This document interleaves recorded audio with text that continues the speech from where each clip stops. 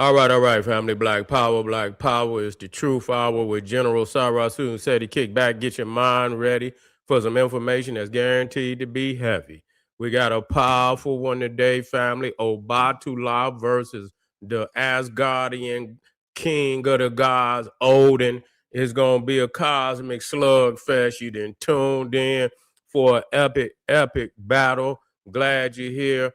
Before we get started, family, I want to make sure you check me out on Patreon. The Poppin'est page on Patreon, by far over 500 exclusive live stream that you cannot see nowhere else. You need it in your life. Click that link at the top of the chat. Get on over there, family. Also, KingSeti.com online marketplace, official general SETI DVDs, t-shirts, hoodies, African comedic jewelry. Got it all for your family. Good. Get on over there. Get fly. Get fresh to death, family.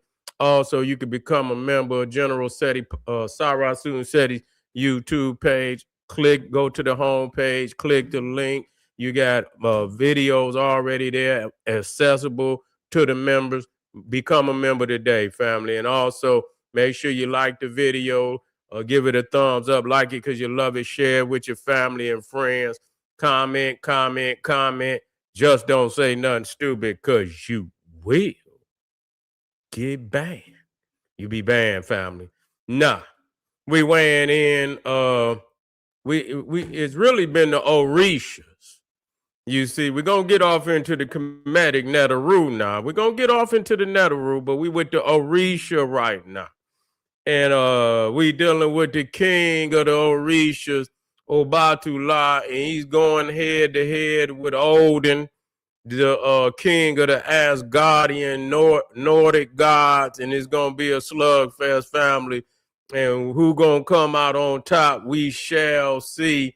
Now let's tap on in, because many of y'all, matter of fact, let me tap on in with the family out there. I know, yeah, y'all in the house, Black Power. That's right, Black Power, we in the house. Now let's tap on in. A lot of family out here, I don't know if they done tapped into the Orisha, but we tapping in today. Obatala. You see, and what is the domain of Obatala? Creation, purity, consciousness, ethics, human form. You see, his role is the primary creator force under Olodumare. Okay, Olodumare. Okay, so Obatala is the primary creator force under Olodumare. Okay, and his nature is eternal. He's primordial. He's cosmic. You see, so he's one of them forces that is from the very beginning of things, or even before the beginning of things. You see, being eternal means you even before the beginning of things. You always was, will always be. And so his key powers, okay, he molded the human body itself from clay. Now we all see this similarity in many of the creative Genesis stories amongst the world. And even when you go into the comedic with Kanoon, molding man on a potter's wheel. I saw it for myself. I seen it on the wall. Well, I seen it. I know I seen it at Dendera. If you go into Dendera, you go into the birthing house. The what they call them? The birthing house. It'll pop in my head, but it's the birthing house and of Heru at Dendera. You'll see Kanoom on the wall, molding man on a potter's wheel, you see. And so, but that's all over the Nile Valley. And so Obatala governs consciousness, order, moral law, and clarity. Authority over all other Orisha in matters of ethics and creation. Okay, not bound by death, aging, or Ragnarok style endings. See that right there, they didn't already tapped in, because with the Asgardian a deity. See, they threatened by this apocalyptic event that they call Ragnarok. You see, which is the death of the gods. You see, so they know that the sands of time are falling through the hourglass, and their time is coming soon. Rarely fights physically. You see, his power is cosmic. He decides what is allowed to exist. He decides what is allowed to exist. So Obatala doesn't battle like a warrior god. If he acts, reality itself shifts. So that's saying a lot right there. He ain't gonna battle you. You understand what I'm saying? He been, thought your ass out of existence. You see, just the thought alone could bring you, you understand what I'm saying, to be nothing, where you just dissipate into nothingness. You feel me? Now let's talk about Odin, the Nordic king of the gods. And I know a lot of people, they go on Marvel comics and they see Odin and he seemed to be so all powerful. But let's see what he got. Let's see, if he can match up with Obatala. His domain is wisdom, war, death, magic. Yeah, he's a magician. You understand? He's much like Gandalf. If you watch The Lord of the Rings, all those magician types are archetypes of Odin. He's in the poetry. His role is all father of the Aesir, ruler of Asgard. And so the Aesir is this particular branch of the gods. And then you got the Vanir, you got the Aesir. The Aesir deities are more warrior, battle, warriors, while the Vanir gods are more like magicians into magic and things of that nature. And so his nature is extremely powerful, but he's finite. See, he's finite. He ain't this. See, I thought even the Olympian gods are immortal. You see, but the Asgardian gods are not immortal. So you understand? He's finite. So right there, you got a flaw. You got a serious flaw. You see that you right there, you cannot overcome that because you're dealing with Obatala, who is infinite. Okay, key powers. He's the master of the runes and magic. Nah, Odin is much like Tahuti. Okay, that's really, that's who they pattern. Odin, Hermes, Mercury. You see, these gods are mimicked after Tahuti. Okay, even Odin sacrifice his eye for wisdom. Okay, now that eye we gonna come to know as the third eye in his esoterical understanding. Okay, commands of Valhalla and the Inherja. Okay, and I believe these are like dead warriors that he can call up. Like when Ragnarok is, when this war between the gods and these you might as well say demons or giants, and he calls up all these slain warriors, that he has deified, in the afterlife, and he'll call all these millions of warriors up that'll come and fight on his side. It ain't gonna be enough. Can kill gods, giants, and monsters destined to die at Ragnarok. So Odin, his fate has already been woven. You see, Fenrir, which is this giant wolf and shit, giant wolf that, he gonna battle this wolf, and this wolf, both of them, they're gonna kill each other, I believe. Did he kill Odin? I believe he killed Odin. I believe one of Thor's sons end up killing the wolf in vengeance, And so, but both of them die. Odin is brilliant, cunning, and terrifying, but he exists inside fate, not above it. Okay, so right there, and when we look at this, see, a lot of people, when we look at these African Orisha, man, these Orishas is powerful. They're powerful. And real talk, you know, the Roman, the Greek, and the Asgardian gods cannot match up at all.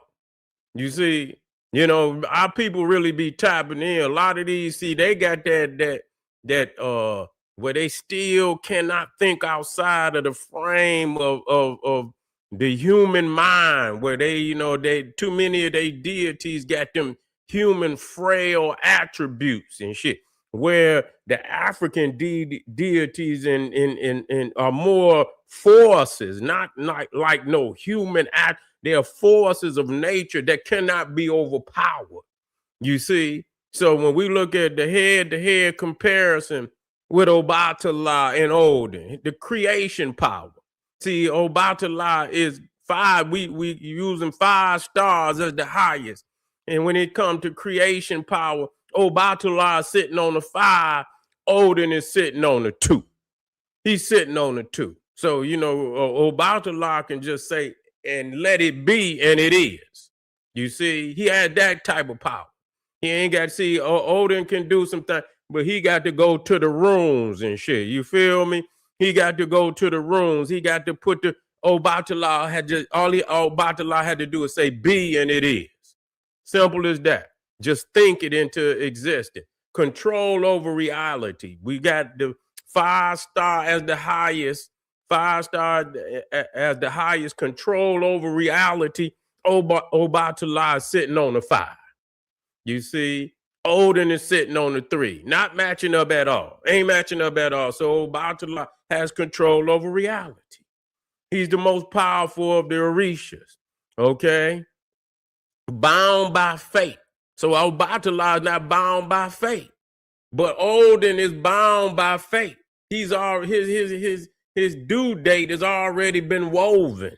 His fate has already been woven, so he know that his time will soon come. Mortal vulnerability. Obatala has no more mortal vulnerability, but Odin has mortal vulnerability. So much like, you know, the Neteru, the Orishas is much like the Neteru. They are forces. But see, these people cannot think out of the frame where they want to be deified.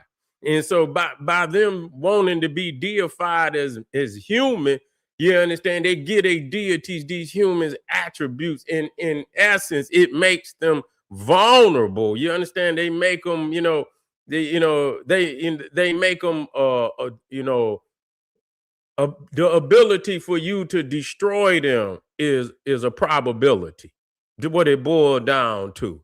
You can destroy their deities easily. That's why even when you look at Jesus, they nailed him to a cross, and you know, Odin was nailed in all these things, war and tactics. Now, when it comes to war and tactics, Obatala don't get down like that.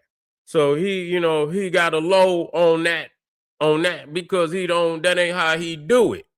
He just you can suit up and boot up, and he can just think your whole army into non-existence. You see, so he ain't gonna. So on that note, he got a 2-star, but Odin got a 5-star because that's he's a warrior, a battler in respects of how we sword and shield and things of that nature. And so yes, that's his role. Cosmic authority. Obatala sitting on the 5. He's sitting on the 5 while Odin is sitting on the 3. So who wins? Who wins? And so we done seen a lot of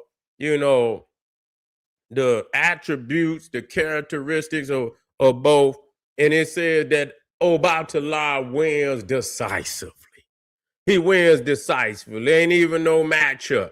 Real talk. Not because he's a better fighter, but because he operates on a higher metaphysical tier. Okay, not because he's a better fighter, but because he operates on a higher metaphysical tier. Odin can kill gods. Obatala determine whether gods, bodies, and orders exist at all. You see? So he Obatala, it creates other gods. You see, he decides whether the gods can exist. You see, Odin must struggle, sacrifice, and eventually die. Obatala endures as a principle of consciousness and form in a literal battle. Odin must strike first. In a cosmic sense, Obatala never needs to strike. You see, he never needs to strike. So that, the deeper truth, this isn't really a fair fight. Say this this isn't really a fair fight. That's what it's saying. So damn, so when you take the king or I didn't go get no little God. I went to get the big God. I went to get the biggest God that they had, and even then, it ain't a fair fight. That's sad. Odin is a tragic hero god inside a doomed universe. Obatala is a foundational architect of reality. You hear that? Y'all better go on and tap in to Obatala. You see, there's Obatala Pata. You see, Obatala Pata in the house. You feel me? Is a foundational architect of reality. It's like comparing a supreme general to the law of form itself. Okay? It's like comparing a supreme general to the law of form itself, if you want. And so we done tapped in and just to show you, you would have thought that maybe Odin had a little, he can't even compare. And I'm trying to, I'm gonna have to match him up against, I'm gonna have to take him down a notch. Yeah, I'm gonna have to take him down a notch. I'm gonna have to put him on somebody else. I'm gonna have to see if he can match up on Ogun or Shango. Maybe I'm gonna have to come down a notch, and I don't know how he gonna even fare with Shango or Ogun, because again, many, even though he anthropomorphic image of many of the Orishas, that's just it's an attribute. It's not the reality of their being. It's just an attribute. They're not human in that sense. So even though you may see behind me, you see a physical reality of Obatala, that just gives you something to, where you could build on. Because a lot of people, if they don't see something, they so used to seeing anthropomorphic deities. If you don't show them something, they ain't clicking right. So you have to show them, but you have to also express the fact that they are beyond any anthropomorphic image that we show. And they're not like a Jesus or Odin or something. They was physical flesh that died. Obatala is not, an Ogun and Oshun and Oya and all of the Yemiya, all of these Orishas and Neteru are not the physical attributes that these other gods is. And that's the reality of why they cannot match up. You see, but we're gonna keep weighing it in and putting the deities and against the gods of the planet, and we're gonna see who come out on top. We're in the house, family. Any questions that I'll take a couple questions if you got a couple questions. If you're not, we got some more contestants that's ready to take the battlefield, and let's get it on now. That's right. That's right. So we got some more contestants that's ready to take the battlefield, family. Stay with the general.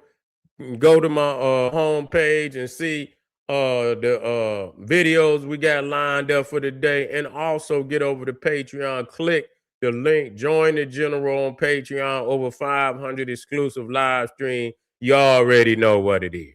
I'll see you in a minute, family. Arm yourself with knowledge. Bang on the wicked ass beast daily. Liberation through African education and confrontation. Boom.